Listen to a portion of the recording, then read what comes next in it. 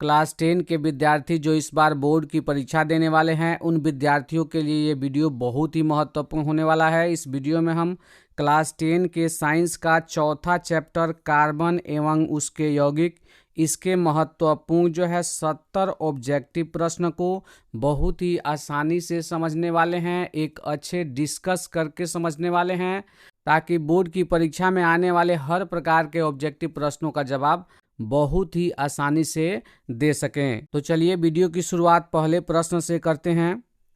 Video शुरू करने से पहले एक और बात का ध्यान देंगे, यदि वीडियो अच्छा लगता है, वीडियो से लाभ मिलता है तो वीडियो को लाइक करें, चैनल पर नए हैं तो चैनल को सब्सक्राइब करके बेल आइकन को दबा दें। साथ ही साथ इस वीडियो को अपने दोस्तों के साथ शेयर करें ताकि वे भी इस वीडियो को देखकर लाभ उठा सकें। पहला क्वेश्चन देखते हैं, निम्नलिखित में से कौन सा एरोमेटिक हाइड्रोकार्बन है। हमें बताना है कि इनमें जो है कौन एरोमेटिक हाइड्रोकार्बन है। तो एरोमेटिक हाइड्रोकार्बन जो है हाइड्रोकार्बन का एक प्रकार है।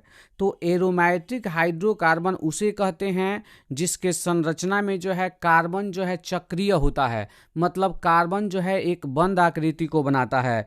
तो यहाँ जो है C6H6 ये बेंजीन का सूत्र है। किसका सूत्र है ये भी याद रखेंगे, ये भी परीक्षा में आता है, ये बेंजीन का सूत्र है। इसका संरचना सूत्र अगर हम देखें तो इसका संरचना सूत्र होता है इस प्रकार का, देखिएगा C 6 हो गया, एक जगह सिंगल बॉन्ड होता है कार्बन कार्बन के बीच, और अगले में जो है डबल बॉन्ड, फिर एक में सिंगल बॉन्ड, फिर एक में डबल बॉन्ड, फिर एक में सिंगल बॉन्ड, और फिर जो है एक में डबल बॉन्ड। तो ये जो है एक बंद आकृति बनाया और सबके साथ जो है एक एक एच जुड़ा होता है। तो इस प्रकार इसका जो है संरचना सूत्र होता है।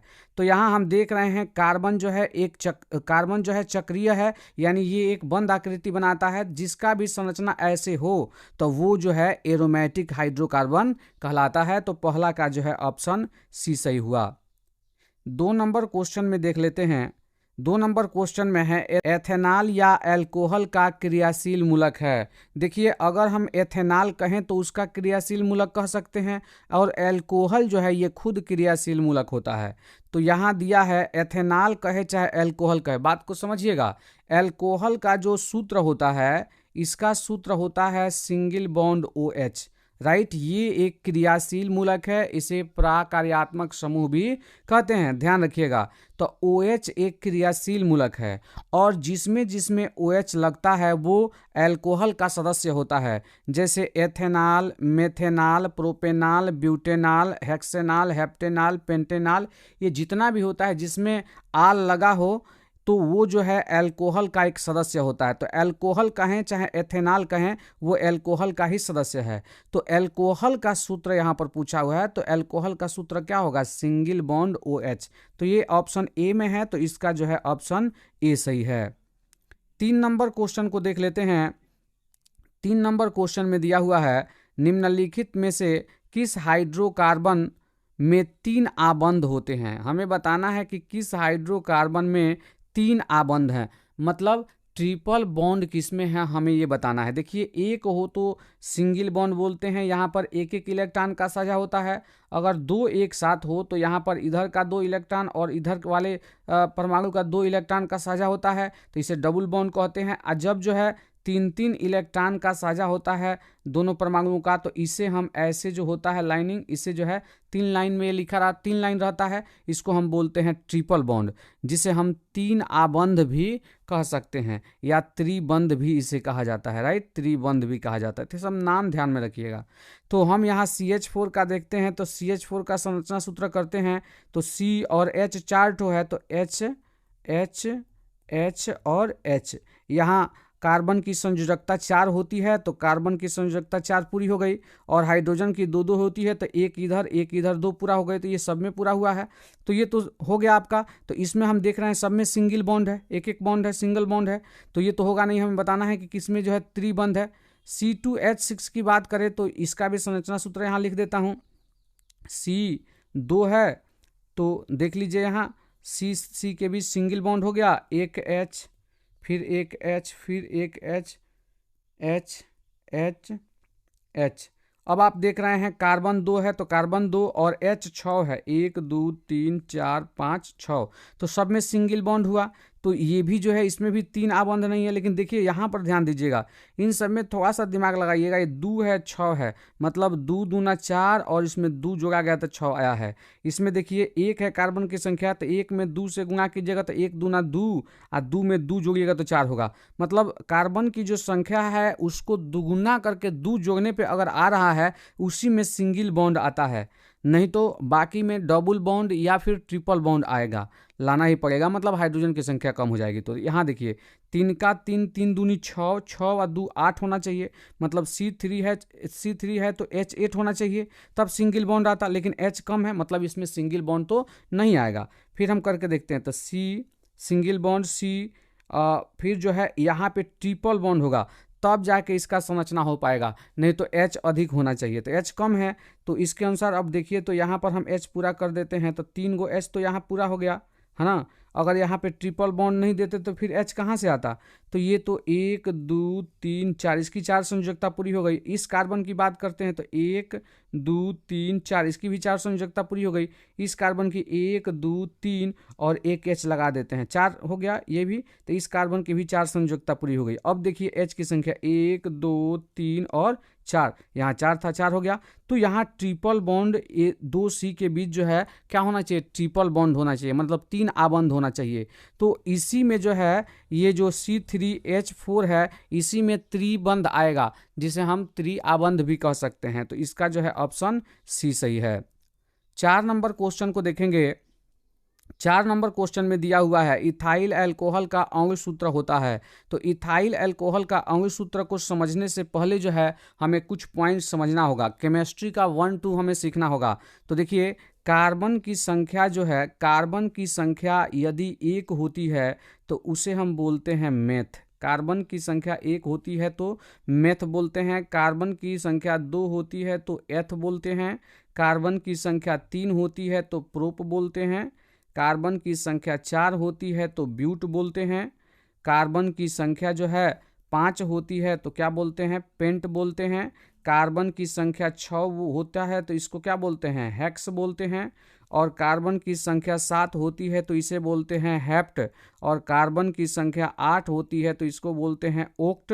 और कार्बन की संख्या 9 होती है तो इसको बोलते हैं नोन। और कार्बन की संख्या 10 होती है तो इसे बोलते हैं डेक।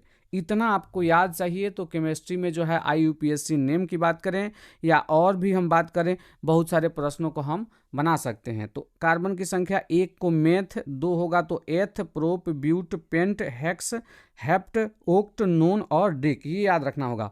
अब यहाँ पे बोला है इथाइल अल्कोहल। समझिए इथाइल में ईथ दिख रहा है आपको, तो ईथ का मतलब क्या हुआ, कार्बन की संख्या कितनी हुई, 2।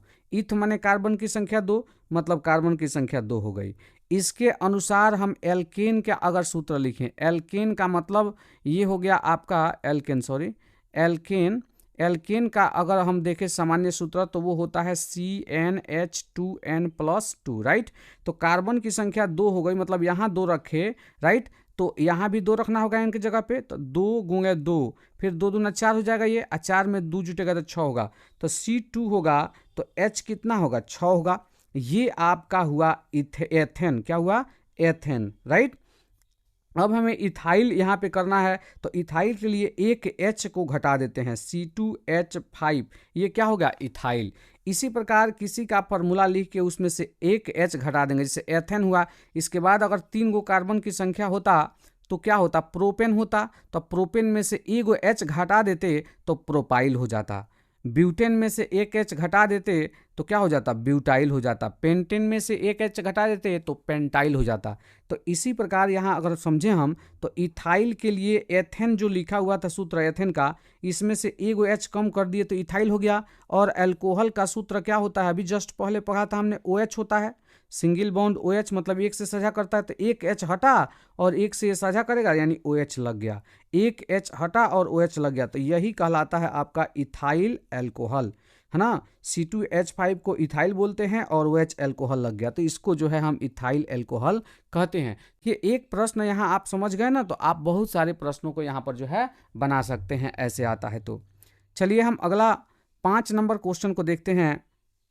5 नंबर क्वेश्चन में दिया हुआ है निम्न में से कौन जो है युग्म समावयवी है? तो देखिए समावयवी किसे कहते हैं?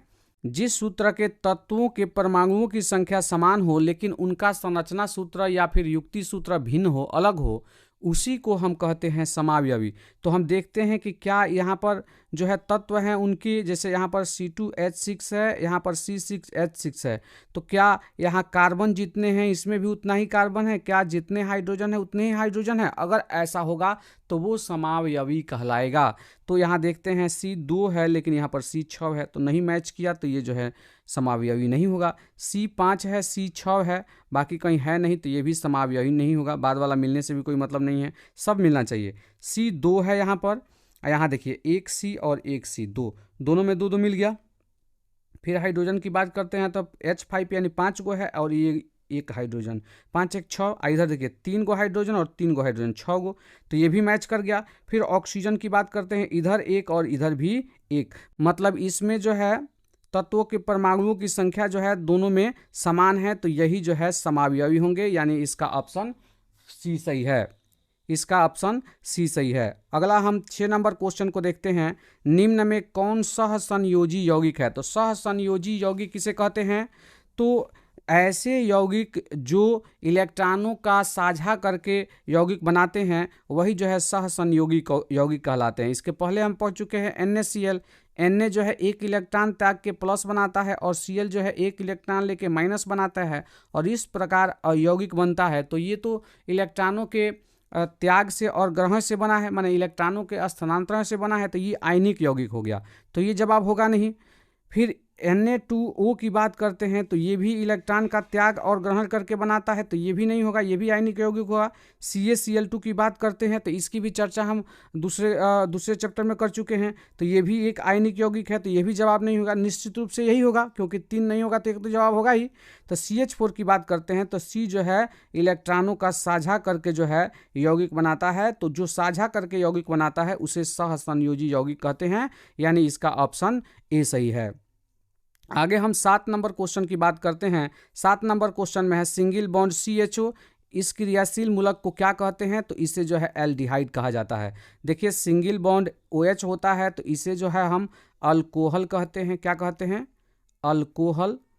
और हम बात करें किसकी, तो सिंगल बॉन्ड CHO की, तो इसको हम एल्डिहाइड बोलते हैं, एल्डिहाइड बोलते हैं, राइट।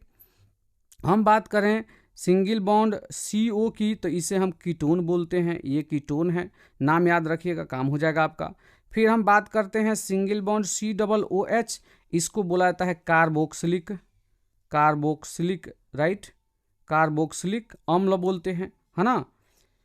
तो इस प्रकार जो है NH सिंगल बॉन्ड NH2 होता है ना, तो ये अमोनिया ग्रुप का होता है। तो ये सब ध्यान रखेंगे, इससे जो है क्रियाशील मूलक का सूत्र आता है। तो सिंगल बॉन्ड CHO क्या होता है? एल्डिहाइड होता है। चलिए हम अगला 8 नंबर क्वेश्चन को देखते हैं। 8 नंबर क्वेश्चन में आ ही गया सिंगल बॉन्ड COOH अभिक्रियाशील मूलक को क्या कहते हैं? तो इसको जो है कार्बोक्सिलिक अम्ल कहा जाता है, तो यहाँ अम्ल लिखा है, तो यही जो है जवाब हो जाएगा। 9 नंबर क्वेश्चन को देख लेते हैं। 9 नंबर क्वेश्चन में दिया है N2 अणु में नाइट्रोजन परमाणु के बीच कितने सहसंयोजक आबंध होते हैं? तो N2 की बात करते हैं तो यहाँ पे आपको समझना पड़ेगा, N जो है N की परमाणु संख्या 7 होती है। इसका विन्यास करेंगे तो पहला कक्षा में 2 इलेक्ट्रॉन और उसके बाद कितना 5, तो बाह्यतम कक्षा में 5 इलेक्ट्रॉन है, इसी से मतलब होता है। तो 2 इलेक्ट्रॉन तो लोन पेयर के रूप में हो जाता है N के पास, ठीक है। और यहाँ एक और N ले लेते हैं तो इसमें भी 2 इलेक्ट्रॉन लोन पेयर के रूप में होता है, ठीक है। और इसके बाद कितना बचा? तो 2 ये हुआ, 1 2 3 हुआ। आप देख रहे हैं 5 अंतिम कक्षा में है तो 3 यहाँ, फिर 3 यहाँ। तो ये जो है कितने कितने का साझा करता है? तो इसके 3 के साथ ऐसे साझा कर लेता है, और इसका 3 इसका 5, कितना हो गया 8। अब देखिए 1 2 3 4 5 6 7 8, तो इसका भी 8 पूरा हो गया और इसका भी 8 पूरा हो गया। मतलब यहाँ 3 इलेक्ट्रॉन का साझा होता है, 1 इलेक्ट्रॉन यहाँ 1 इलेक्ट्रॉन यहाँ, तो 3 इलेक्ट्रॉन का साझा होता है। मतलब N के बीच कितना बॉन्ड बना? तो ट्रिपल बॉन्ड बना, तो इसमें जो है 3 जवाब होगा। चलिए अगला क्वेश्चन देख लेते हैं। 10 नंबर क्वेश्चन। 10 नंबर क्वेश्चन में है सबसे कठोरतम तत्व कौन है? तो सबसे कठोरतम तत्व या पदार्थ कहेंगे तो ये जो है आपका हीरा है। अगला 11 नंबर क्वेश्चन को देख लेते हैं। बेंजीन का अंग सूत्र होता है, तो शुरू में ही मैंने बताया था कि बेंजीन का सूत्र क्या होता है, C6H6। बेंजीन का ये सूत्र होता है, तो यही जो है ऑप्शन सी इसका जवाब हुआ। 12 नंबर क्वेश्चन को देख लेते हैं। अक्रिय तत्व कौन है, तो हीलियम जो है एक जो है अक्रिय तत्व है, निष्क्रिय तत्व या अक्रिय तत्व। चलिए हम अगला क्वेश्चन देख लेते हैं। 13 नंबर क्वेश्चन। 13 नंबर क्वेश्चन में है हाइड्रोकार्बन कौन है, तो जिसमें हाइड्रोजन और कार्बन होगा, मतलब कार्बन और हाइड्रोजन जिस यौगिक में होगा वही हाइड्रोकार्बन कहलाएगा। तो इसमें हाइड्रोजन है लेकिन कार्बन नहीं है, तो जवाब नहीं होगा। इसमें कार्बन है लेकिन हाइड्रोजन नहीं है, इसमें हाइड्रोजन है लेकिन कार्बन नहीं है, तो ये भी जवाब नहीं होगा। इसमें हाइड्रोजन भी है और कार्बन भी है, तो यही जो है एक कार्बनिक यौगिक है, तो ऑप्शन बी सही होगा। 14 नंबर क्वेश्चन की बात करते हैं। क्लोरीन की संयोजकता है, तो हमें क्लोरीन की संयोजकता बतानी है। तो क्लोरीन की परमाणु संख्या की बात करें तो इसकी परमाणु संख्या 17 होती है। इसका इलेक्ट्रॉनिक विन्यास करते हैं तो पहले कक्षा में 2 इलेक्ट्रॉन आएगा, उसके बाद 8 भरता है। पहले कक्षा में याद रखिएगा 2 ही भरता है, तो 2 भर गया, दूसरा कक्षा में 8 ऐसे ही भरते जाता है, 2 8 8 18 ऐसे भरता है। तो पहले कक्षा में 2, दूसरे कक्षा में 8, 2 8 10 हो गया। अब कितना बचा, तो अब 7 ही बचा, तो अगला में 8 थोड़ी भराएगा, तो अगला में 7 ही रहेगा, मैंने अंतिम कक्षा में 7 इलेक्ट्रॉन हुआ। तो देखिए 2 2 4 2 6 और 7 इलेक्ट्रॉन होगा। परमाणु के बारे में ये जानकारी होगी कि अंतिम कक्षा में 8 इलेक्ट्रॉन रहता है, यानी वो अपना अष्टक पूरा करता है तो संतुष्ट रहता है। यहाँ पर जो है 7 इलेक्ट्रॉन अंतिम कक्षा में है, तो ये 1 इलेक्ट्रॉन किसी से ले लेगा तो संतुष्ट हो जाएगा। तो जितना इलेक्ट्रॉन लेता है कोई या जितना इलेक्ट्रॉन का त्याग करके संतुष्ट होता है वही संख्या जो है क्या कहलाती है, संयोजकता। तो यहाँ 1 इलेक्ट्रॉन लेगा, तो 1 इलेक्ट्रॉन लेने का मतलब माइनस हो गया, और लेगा 1 तो ये 1, तो -1 जो है संयोजकता हो गई, यानी इसका ऑप्शन सी सही है। अगर -1 नहीं है तो 1 भी चुन सकते हैं। चलिए अगला क्वेश्चन देख लेते हैं। 15 नंबर क्वेश्चन। वैसे कार्बनिक यौगिक जो कार्बन एवं हाइड्रोजन से मिलकर बने होते हैं कहलाते हैं, तो इसकी चर्चा जस्ट पहले ही हुई है कि हाइड्रोजन और कार्बन से मिलकर बनने वाले यौगिक को क्या कहते हैं, तो इसी को कहा जाता है हाइड्रोकार्बन। 16 नंबर क्वेश्चन को देखते हैं। 16 नंबर क्वेश्चन में है OH क्रियाशील मूलक है, इसकी चर्चा हो चुकी है, तो OH जो है क्या है, अल्कोहल है। 17 नंबर क्वेश्चन की बात करते हैं। जैव गैस के मुख्य अवयव होते हैं, जैव गैस या फिर इसे बायोमास कहते हैं, तो इसमें जो है सबसे अधिक मात्रा में मीथेन पाया जाता है, यानी उसका मुख्य अवयव क्या है, आपका मीथेन है। अगला क्वेश्चन हम देख लेते हैं। 18 नंबर क्वेश्चन। एल्कीनों का सामान्य सूत्र, यहाँ एल्कीन होना चाहिए, ये गलती हो गया है, एल्कीन का सामान्य सूत्र। तो देखिए सामान्य सूत्र याद करने के कुछ टिप्स मैं बता देता हूँ। एल्कीन 1 नंबर पर लिखेंगे, एल्केन, एल्केन हम लिखेंगे, एल्केन, फिर उसके बाद से एल्कीन, फिर उसके बाद से एल्काइन, तीनों लिख लीजिए। देखिए कितने आसानी से जो है ना आप इसे याद कर पाते हैं, एल्काइन, ठीक है ना। तो एल्केन का सूत्र होता है CnH2n+2। एल्कीन का होता है CnH2n, इसके बाद कुछ नहीं होता है। इसका होता है CnH2n-2। तो देखिए एल्केन, एल्कीन, एल्काइन क्रम से याद रखना होगा। Alkene, alkene, alkyne. एल्केन में जो है +2 जुटता है और एल्कीन में ये +2 हट जाता है, बिल्कुल नहीं होता है, नहीं है, देख लीजिए आप। और एल्काइन में 2 जो है घट जाता है, माइनस लग जाता है, -2 हो जाता है। तो आपने समझा, एल्केन में 2 जुटता है, एल्कीन में से 2 हट जाता है और एल्काइन में 2 जो है घट जाता है। तो इस प्रकार सूत्र सबका हो गया सामान्य सूत्र CnH2n+2। इसका हुआ एल्कीन का CnH2n और एल्काइन का हुआ CnH2n-2। तो यहाँ एल्कीन का पूछा था, तो एल्कीन का क्या होता है, CnH2n, जो कि यहाँ देखिए इस प्रकार लिखा होना चाहिए CnH2n, तो यही जो है इसका जवाब होगा। अगला हम 19 नंबर क्वेश्चन की बात करते हैं। प्राकृतिक गैस का मुख्य अवयव क्या होता है, तो प्राकृतिक गैस में भी जो है प्राकृतिक गैस में जो है मीथेन गैस पाया जाता है। आप प्राकृतिक गैस की बात करें, बायोगैस की बात करें, इसमें जो है मीथेन अधिक मात्रा में पाया जाता है, तो इसका मुख्य अवयव जो है मीथेन ही होगा। 20 नंबर क्वेश्चन की बात करते हैं। मीथेन किसका मुख्य अवयव है, तो इसमें जैव गैस है, जिसे हम बायोमास भी बोलते हैं, है ना। तो बायोमास या जैव गैस में जो है मीथेन सबसे अधिक मात्रा में पाया जाता है, यानी उसका मुख्य अवयव है।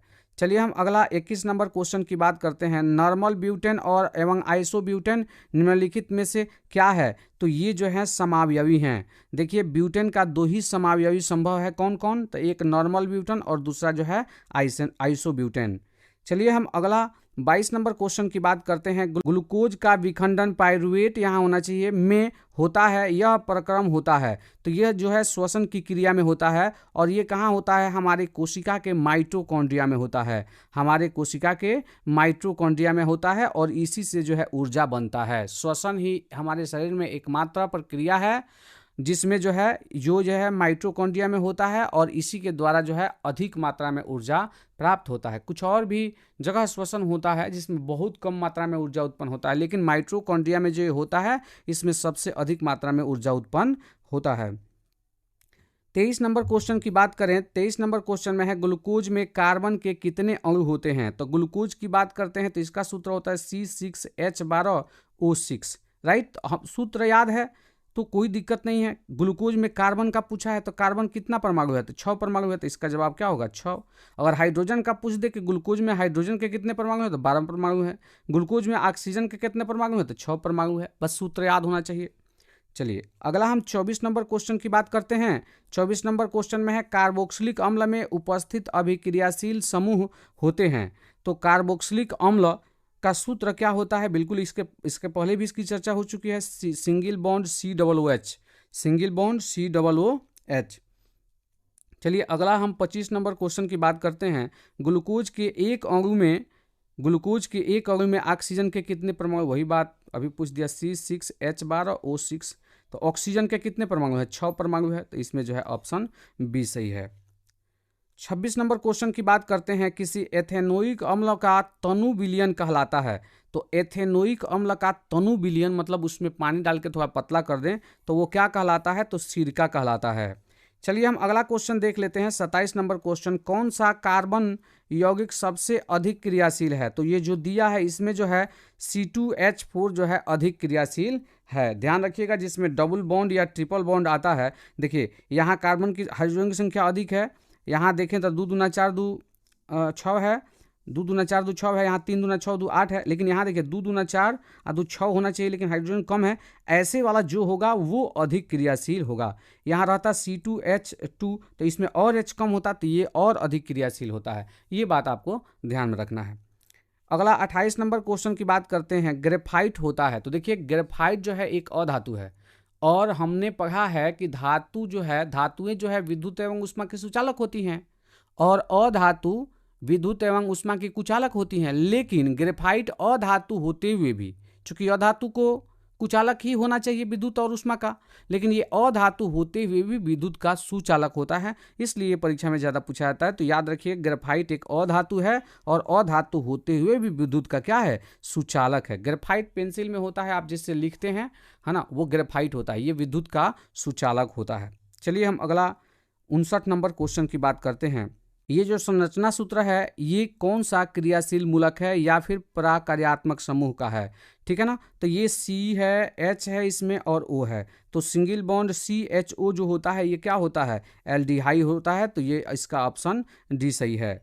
अगला 30 नंबर क्वेश्चन की बात करते हैं। कार्बन की परमाणु संख्या कितनी है? तो कार्बन की परमाणु संख्या देखिए 6 होती है, याद रखिएगा। इसका इलेक्ट्रॉनिक विन्यास करें तो इसमें तो जवाब 6 हो गया, लेकिन और भी कुछ समझ लीजिए। 6 को हम 6 का विन्यास करेंगे, इलेक्ट्रॉनिक विन्यास। तो पहले कक्षा में 2 इलेक्ट्रॉन आएगा, इसके बाद बचा 4, तो अंतिम कक्षा में 4 इलेक्ट्रॉन हुआ और ये 4 ही इसकी संयोजकता होती है। कार्बन की संयोजकता सबसे ज़्यादा पूछी जाती है, तो याद रखिएगा कार्बन की संयोजकता कितनी होती है? 4। अगला हम 31 नंबर क्वेश्चन को देख लेते हैं। भूपर्पट्टी में खनिजों जैसे कार्बोनेट, हाइड्रोजन कार्बोनेट, कोयला, पेट्रोलियम, मतलब पृथ्वी पर ठोस या द्रव के रूप में जो है कार्बन कितना प्रतिशत होता है ये बताना है। वायुमंडल यानी हवा में अगर बात करें तो हवा में होता है 0.03%, ये याद रखिएगा, ये हवा में होता है। हवा में जो कार्बन डाइऑक्साइड होता है उसमें की मात्रा है 0.03%। ये भी बढ़ के 0.04% हो गया, लेकिन जवाब आपको चुनना नहीं है, तत्काल का नया डाटा है। लेकिन ये तत्काल का नया डाटा है, ये आप जवाब नहीं चुन सकते, जो किताब में है वही चुनना होगा, 0.03%। लेकिन यहाँ पे जो पूछा है वायुमंडल का नहीं पूछा है, ये ठोस के द्रव के रूप में जो पृथ्वी पर पाया जाता है, कोयला के रूप में, पेट्रोलियम के रूप में, कार्बोनेट के रूप में, उसको बताना है। तो ये 0.02% होता है, याद रखिएगा। चलिए हम 32 नंबर क्वेश्चन को देखेंगे। 32 नंबर क्वेश्चन में दिया है एथेन का आणविक सूत्र क्या होता है।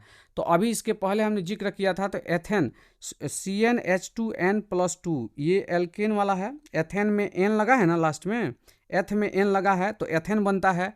तो एथेन का सामान्य सूत्र यानी एल्केन का सामान्य सूत्र यही है, ध्यान रखिएगा। तो एथ लिखा हुआ है शुरू में, एथ का मतलब कार्बन की संख्या 2, तो कार्बन की संख्या पर 2 रखिए, एन की जगह पे 2, तो ये 2 हो गया। एच यहाँ 2 रखिएगा तो 2 में 2 से गुणा होगा, 2 दूना 4 और 4 +2, तो 4 और 2 मिलके 6।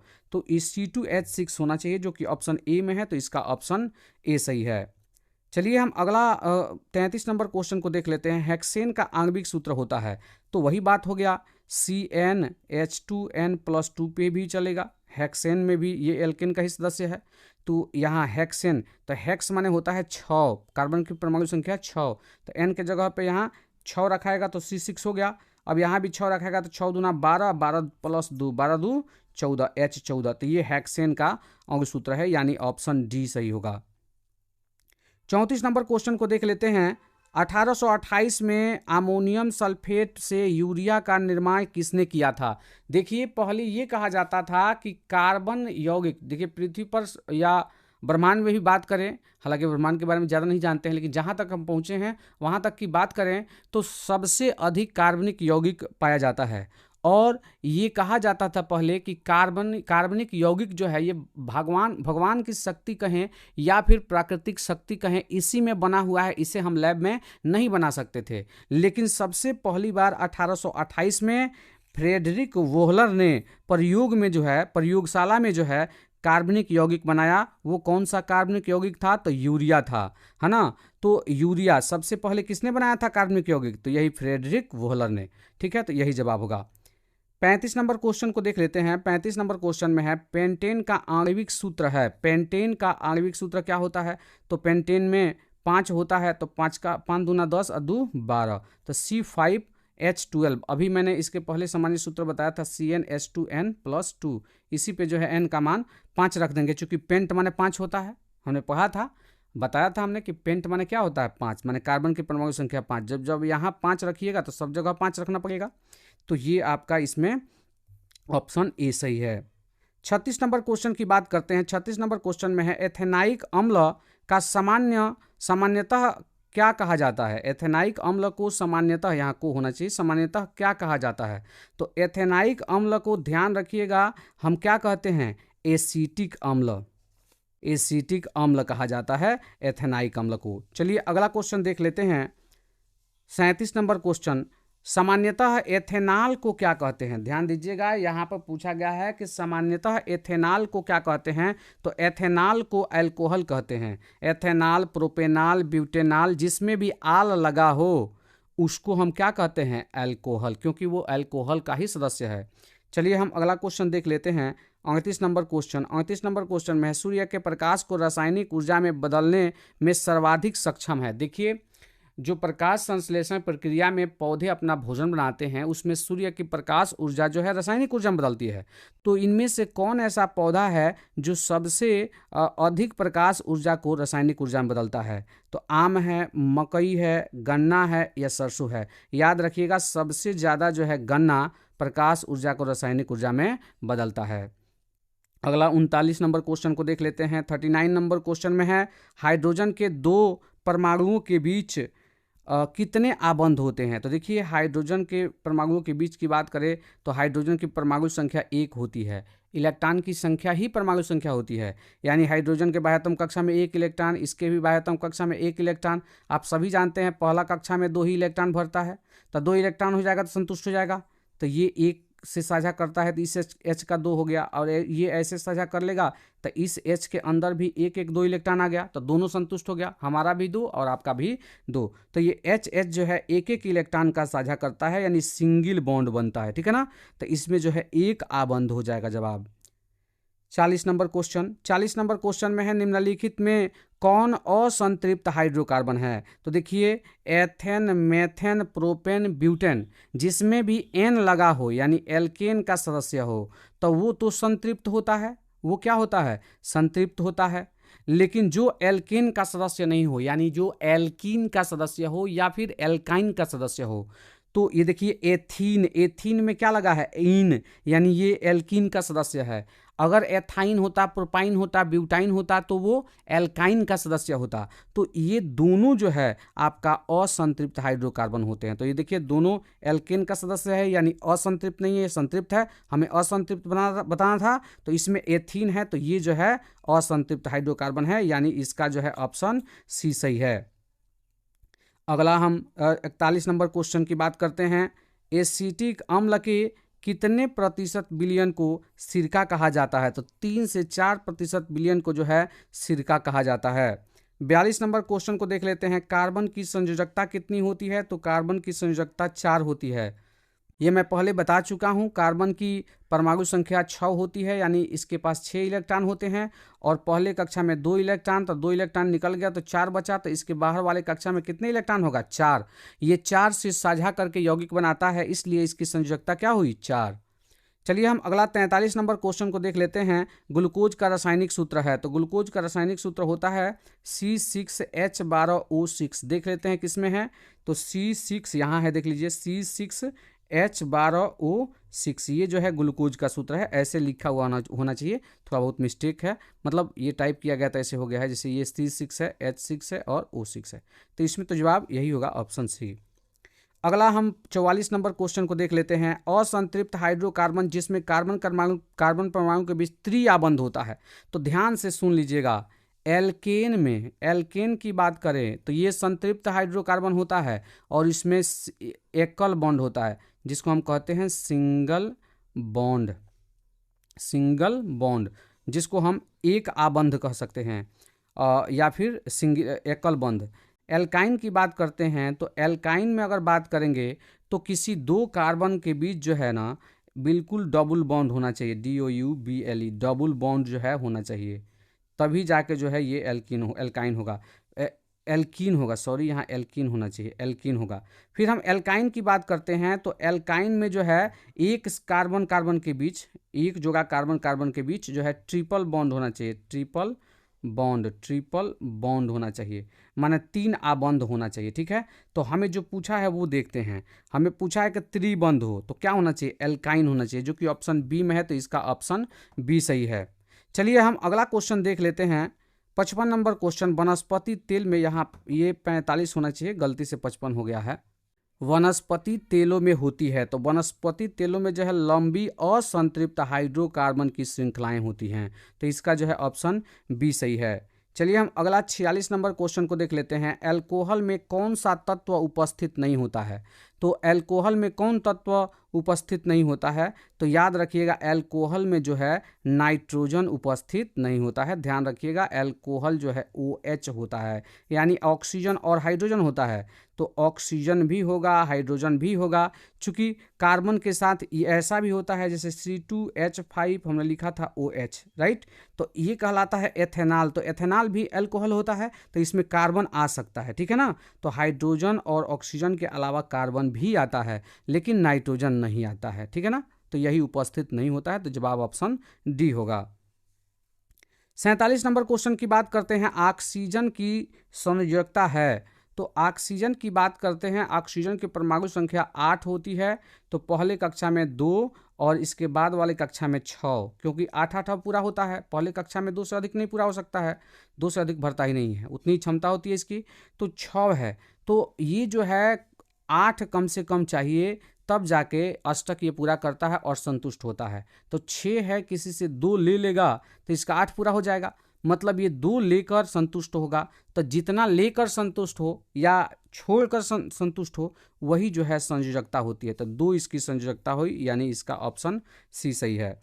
48 नंबर क्वेश्चन की बात करते हैं। ब्यूटन के कितने समावयवी संभव है? तो इसके पहले भी एक क्वेश्चन आया था, वहाँ पर हमने इसकी चर्चा की थी। तो ब्यूटेन के जो है केवल और केवल 2 जो है समावयवी संभव है, नॉर्मल ब्यूटेन और आइसोब्यूटेन। चलिए हम 49 नंबर क्वेश्चन की बात करते हैं। निम्न में से कौन सा असंतृप्त हाइड्रोकार्बन है? तो हमने संतृप्त और असंतृप्त की बात कर दी। देखिए, जहाँ भी कार्बन की जो परमाणु संख्या है उसके दुगुने से दो अधिक होगा हाइड्रोजन, तो वो संतृप्त होगा। याद रखिएगा, हमें असंतृप्त बताना है। देख लेते हैं, 2 दूना 4 और 2 6, दुगुना से 2 अधिक है तो ये तो संतृप्त होगा, जवाब नहीं होगा। ये देखिए, यहाँ 1 है, 1 दूना 2, इसमें 2 जोड़ेंगे तो 4, तो ये भी दुगुने से 2 अधिक है तो ये भी नहीं होगा। यहाँ 2 दूना 4 और 2 6 आना चाहिए, लेकिन यहाँ पे 4 ही है, तो दुगुने से 2 अधिक नहीं है, यानी यही जो है असंतृप्त हाइड्रोकार्बन है। चलिए हम अगला क्वेश्चन देख लेते हैं। 50 नंबर क्वेश्चन, अमोनिया के अणु में नाइट्रोजन एवं हाइड्रोजन के परमाणुओं की संख्या का अनुपात होता है। तो देखिए, नाइट्रोजन के और इसका अमोनिया का सूत्र होता है NH3। तो नाइट्रोजन की परमाणु संख्या कितनी है? 1, और हाइड्रोजन की परमाणु संख्या कितनी है? 3। तो इसके बीच का अनुपात पूछा है तो 1:3 ही होगा, यानी इसका ऑप्शन डी सही है। अगला 51 नंबर क्वेश्चन की बात करते हैं। एक अणु सूत्र परंतु विभिन्न संरचना वाले सूत्र वाले यौगिक कहलाते हैं। मतलब अणु सूत्र एक ही हो और उनके संरचना सूत्र अलग अलग हो तो उन्हें क्या कहते हैं? तो उन्हें जो है हम समावयवी कहते हैं। चलिए हम अगला क्वेश्चन देख लेते हैं। आइसोटॉप्सिस का इंग्लिश होता है। चलिए हम अगला 52 नंबर क्वेश्चन को देख लेते हैं। OH यानी अल्कोहल जो है अभिक्रियाशील मूलक वाले यौगिक का नाम बताइए। तो जिसमें आल लगा हो वही अल्कोहल का होता है। तो देखिए, अल्कोहल साफ साफ ये है, बिल्कुल तो सूत्र पूछा था। OH जो है ना, ये एक क्रियाशील मूलक है। कौन सा क्रियाशील मूलक है, उसका नाम क्या है? तो अल्कोहल। चलिए हम अगला क्वेश्चन देख लेते हैं। 53 नंबर क्वेश्चन, एथिल अल्कोहल का IUPAC नाम क्या होगा? तो एथिल अल्कोहल का IUPAC नाम होगा एथेनॉल।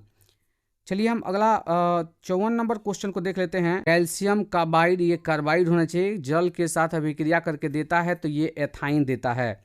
चलिए हम अगला क्वेश्चन देख लेते हैं। 55 नंबर क्वेश्चन, निम्न में कौन कार्बन के अपरूप हैं? तो देखिए, कार्बन का अपरूप ग्रेफाइट भी होता है, कार्बन का अपरूप हीरा भी होता है। यहाँ फ्लोरीन होना चाहिए, फ्लोरीन होना चाहिए। ये भी जो है कार्बन का अपरूप होता है। ग्रेफीन होता है, वो भी कार्बन का अपरूप होता है। तो इनमें से सभी जो है जवाब होगा। चलिए हम अगला क्वेश्चन देख लेते हैं। 56 नंबर क्वेश्चन, निम्न में से कौन सा यौगिक ईंधन के रूप में इस्तेमाल किया जाता है? तो ध्यान रखिएगा, इसमें जो है एथेनॉल का उपयोग जो है ईंधन के रूप में किया जाता है। 57 नंबर क्वेश्चन की बात करते हैं। निम्नलिखित में कमरे के ताप पर द्रव अवस्था में होता है। तो कमरे के ताप पर इसमें जो है द्रव अवस्था में कौन होता है? तो वो होता है एथेनॉल। एथेनॉल जो है कमरे के ताप पर द्रव अवस्था में होता है। 58 नंबर क्वेश्चन की बात करते हैं। 58 नंबर क्वेश्चन में दिया हुआ है एथेन का आणविक सूत्र C2H6 इसमें है। तो इसमें जो है हमें बताना है ऑप्शन के अनुसार कि 6 गो सह संयोजक बंधन है। मतलब कितना बंधन होता है इसके बीच बताना है। तो C2, तो 2 गो C हो गया, एक H 2 H 3 H, इसकी 4 संयोजकता हो गई, राइट। कार्बन की इसकी भी 4 होनी चाहिए, ठीक है। इसकी भी 4 होनी चाहिए, तो ये हो गया आपका 4, 1 2 3 4, ठीक है। तो 1 2 3 4 5 6 हाइड्रोजन था, 6 हाइड्रोजन हो गया। अब देखते हैं सहसंयोजक बंधन कितना है। तो 1, ये 2 3 4 5 6 7, तो 7 सहसंयोजक बंधन है। तो इसमें ऑप्शन बी सही होगा। 59 नंबर क्वेश्चन की बात करते हैं। कौन सा हाइड्रोकार्बन सबसे सरल यौगिक है? तो सबसे सरल यौगिक क्या है? मीथेन है। कार्बन की संख्या 1 होती है, जिसमें मेथ कहा जाता है, हमने शुरू में ही बताया था। तो यही जो है पहला सदस्य जो होता है वही जो है सरल यौगिक है हाइड्रोकार्बन का। चलिए हम अगला क्वेश्चन देख लेते हैं। 60 नंबर क्वेश्चन, कार्बन हाइड्रोजन से संयोग कर क्या बनाता है? तो हाइड्रोकार्बन बनाता है। चलिए हम अगला 61 नंबर क्वेश्चन को देख लेते हैं। सरलतम हाइड्रोकार्बन है तो मीथेन है। ये क्वेश्चन रिपीट हो गया, अभी जस्ट पहले हुआ था।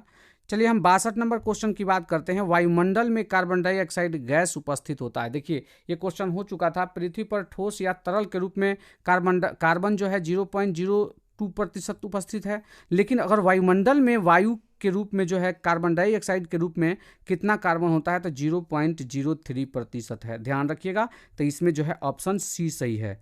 एक और बात याद रखिएगा, नए डाटा के अनुसार जो कंपैरेटिव एग्जाम देते हैं उनके लिए जवाब क्या चुनना होगा? 0.04% बढ़ गया है अब। लेकिन सरकारी NCERT बुक में जो अभी है वही आपको जवाब चुनना होगा, तो यही होगा 0.03%। 63 नंबर क्वेश्चन की बात करते हैं। सल्फ्यूरिक अम्ल का अणु सूत्र होता है। तो सल्फ्यूरिक अम्ल का अणु सूत्र होता है H2SO4। H2SO4 जो कि ऑप्शन बी में है, तो इसका ऑप्शन बी सही है। 64 नंबर क्वेश्चन की बात करते हैं। 64 नंबर क्वेश्चन में है इथिलीन में कार्बन कार्बन के बीच 2 आबंध मौजूद हैं, जिसमें कौन कौन होता है, तो एक सिग्मा बॉन्ड होता है और एक जो है पाई बॉन्ड होता है, यानी इसका ऑप्शन ए सही है। तो 64 का जो है ऑप्शन ए सही है। फिर 65 नंबर क्वेश्चन की बात करते हैं। कार्बोक्सिलिक एसिड जिसे हम कार्बोक्सिलिक अम्ल कहते हैं, अम्ल को इंग्लिश में एसिड कह दिया है, जिसका सूत्र होता है सिंगल बॉन्ड COOH। इस क्वेश्चन की भी चर्चा पहले हो चुकी है। 66 नंबर क्वेश्चन में है इथेन में कितने सह संयोजक बंधन होते हैं, तो इथेन यानी C2H6 अभी जस्ट पहले हमने किया था, इसमें जो है 7 आबंध होते हैं, तो इसमें जो है ऑप्शन डी सही है। अगला 67 नंबर क्वेश्चन को देख लेते हैं। CnH2n+2 की किसका सामान्य सूत्र है, तो ये भी मैं करा चुका हूँ। CnH2n+2 ये किसका सामान्य सूत्र है, तो ये जो है एल्केन का सामान्य सूत्र है। CnH2n जो है ये एल्कीन का सामान्य सूत्र होता है, ये मैं लिख भी चुका हूँ पहले। CnH2n-2 जो होता है ये किसका सूत्र होता है, एल्काइन का सूत्र होता है, ठीक है ना। तो हमें जो पूछा था ये CnH2n+2, तो ये जो है एल्केन का सामान्य सूत्र है, तो इसमें जो है ऑप्शन सी सही होगा। 68 नंबर क्वेश्चन को देख लेते हैं। नीला थोथा जिसे हम तूतिया कहते हैं का रासायनिक सूत्र क्या है, तो इसका रासायनिक सूत्र होता है CuSO4 × 5H2O। इसमें जो है 5 अणु जल लगा होता है साथ में CuSO4 के साथ। चलिए हम अगला क्वेश्चन देख लेते हैं। 69 नंबर क्वेश्चन जो इस वीडियो का अंतिम क्वेश्चन है, संगमरमर का रासायनिक सूत्र है क्या है, वो CaCO3 है या फिर MgHCO3 है या फिर CaHCO3 है या फिर MgCO3 है। तो याद रखिएगा संगमरमर का सूत्र जो होता है CaCO3 होता है, इसका रासायनिक नाम होता है कैल्शियम कार्बोनेट। तो ये इस वीडियो का अंतिम क्वेश्चन था। आशा करता हूं कि मैंने जो समझाया है वो आपको अच्छा से समझ में आया होगा। जो डिस्कशन है उससे आपको बहुत लाभ होने वाला है, और जो भी विद्यार्थी मेहनत करके 1 घंटा लगभग या 35-37 मिनट का जो भी वीडियो है उतना देर जो है हमारे साथ बने रहे, जुड़े रहे और समझे, इसके लिए बहुत बहुत धन्यवाद। तो चलिए आज का वीडियो यहीं पर समाप्त करते हैं। पढ़ते रहिए, मेहनत करते रहिए।